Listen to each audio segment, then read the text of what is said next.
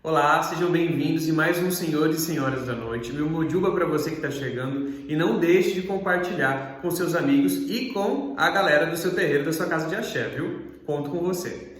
No último episódio, nós explicamos sobre a origem e sobre o encontro dos povos bantus com os portugueses e todo o conflito e todo o começo de uma história aí. Hoje a história ela se passa no Brasil e contando como foi o encontro entre os povos indígenas e os nossos ancestrais africanos.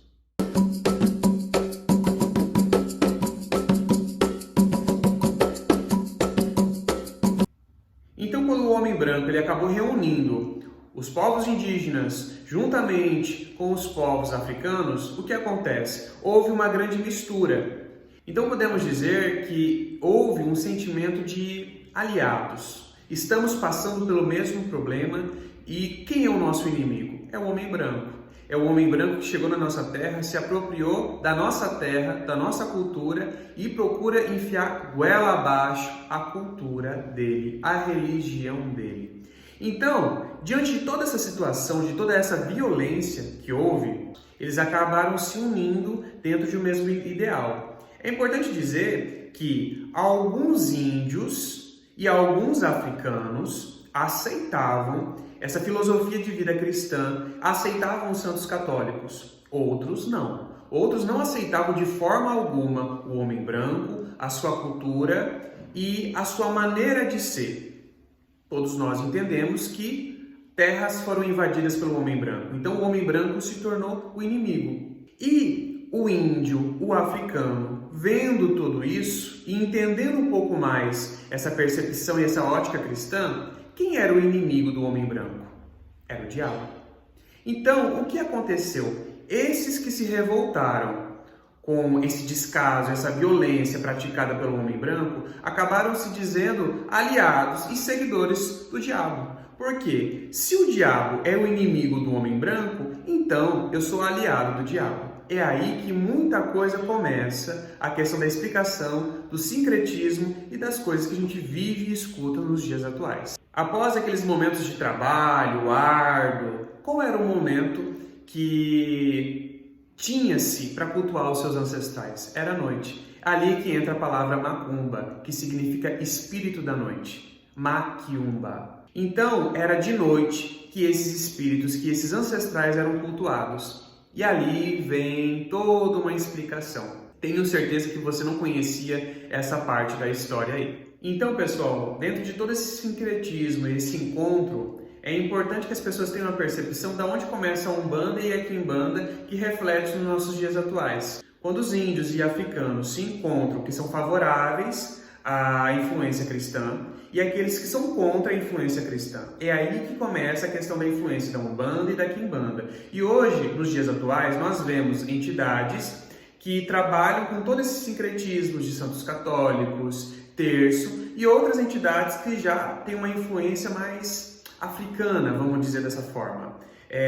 E não tão voltada para essa ética cristã, essa moral cristã e esse entendimento e essa influência toda cristã. Existem entidades que acabam aceitando e existem entidades que acabam não aceitando. E é ali que a gente acaba entendendo o porquê de muita coisa. Digamos que os caminhos se separaram. E diante dessa explicação que eu te dei agora, você vai conseguir perceber, ou já percebeu, que a Umbanda e a Quimbanda começa quando esses índios, feiticeiros, pajés, essa encantaria que existia já, essa influência indígena, dos deuses indígenas, da cultura indígena, junto com a cultura africana, junto também com as suas religiões, os seus inquices, os seus orixás e as suas tradições, acabam se fundindo. E ali existe também a influência que vem do espiritismo, que vem do Kardec, que é uma influência europeia. E vem também a influência cristã. Tudo isso se mistura aqui no Brasil.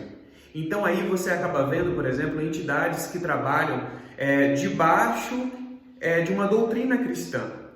E aquelas entidades que não trabalham sobre uma doutrina cristã. E é importante dizer que quando nós falamos de religiões de matriz africana, existe o sincretismo e existe essas figuras cristãs. E salientar que a figura de uma religião de matriz africana não se baseia e não é preciso se basear em qualquer influência cristã para que ela possa existir. É como, eu vou te dar um exemplo, existe o budismo, ele não existe Jesus Cristo e nem por isso ele deixa de ser importante. Como existem outras culturas que não existe a influência cristã e nem por isso elas deixam de ser importantes e de ter toda a sua significância. Então, pelo que o senhor explicou, ver se eu entendi, muito desse preconceito que a gente vive atualmente com os quimbandeiros e o pessoal da Umbanda, né, vem dessa raiz, então, dessa mistura de culturas, né, Sim, de povos. É importante entender que toda pessoa ou toda cultura que domina outra cultura e procura se prevalecer, as divindades, os deuses daquela cultura que foi dominada acaba sendo profana, acaba sendo diminuída, porque a intenção é que o dominador e que tudo aquilo que ele traz acaba sendo de uma maior importância. Então, o que aconteceu com os nossos deuses africanos, com os deuses indígenas? Viraram demônios, entende? É muito interessante para o colonizador e para aquela cultura dominante demonizar, entenderam? Então aí que vem a questão de Exu ser tratado como o diabo, a Pombogira como a diaba, como a demônia. Então tudo isso não passa de uma lavagem que houve no passado, de encontros de culturas em que um colonizador e que uma cultura que desejava prevalecer em cima de outras. Olha só. Pai, isso que o senhor acabou de dizer faz tanto sentido, não só dentro dessa perspectiva de explicação histórica das entidades, mas como um todo da religião de matriz africana, porque atualmente a gente vive uma cultura ocidental, uma cultura, como o senhor explicou, de ética e moral religiosa cristã, e ao mesmo tempo tudo que foge disso é tido como promíscuo, inadmissível, demonizado. O próprio comportamento... Existia uma situação, deixa eu te interromper, existia uma situação que naquela época os padres falavam que os negros e os indígenas, eles ficavam na vadiagem, eles falavam que existia muita bebedeira e orgia. A gente sabe que dentro das religiões de matriz africana existem as bebidas e que ela tem um fundamento. Só que isso não passa de uma cultura, de uma religião que estava prevalecendo ali naquela época, querendo deturpar a cultura daquele povo que resistia e que não existia orgia. A gente sabe que dentro da cultura africana e da filosofia africana, o povo Yorubá, por exemplo, tem danças, né? E tem divindades que acabam fazendo reverência aos órgãos sexuais, como a vulva. Por quê? É a porta do Orum, é ali que todo bebê sai. Então, entende-se que isso é fertilidade, diferente do que as religiões, muitas vezes cristãs, acabam falando e levando adiante. Isso casa muito em relação a como o mundo ocidental enxerga a sexualidade e sacralizou corpos femininos, e como, na verdade, na religião de matriz africana, há um enaltecimento dessa figura feminina. Né? Aí é que entra, por exemplo, Exu, nosso orixá Yorubá. Exu é aquele que carrega o ogó, que é o poder, que é o falo, entende? Esse é o poder da fertilidade, da fecundação. É como quando você olha um pilão. O pilão, ele representa o órgão reprodutor feminino e a mão do pilão, o órgão reprodutor masculino. Então tudo isso acaba sendo cultura e a forma que uma outra cultura entende e enxerga aquilo. Não de uma forma promíscua, porque a promiscuidade está na cabeça do ser humano que pensa de forma errada e que leva aquilo de uma forma errada. A gente tem que entender a cultura do outro também. E ali é que entra, por exemplo, Exu, Pombagira, na sexualidade.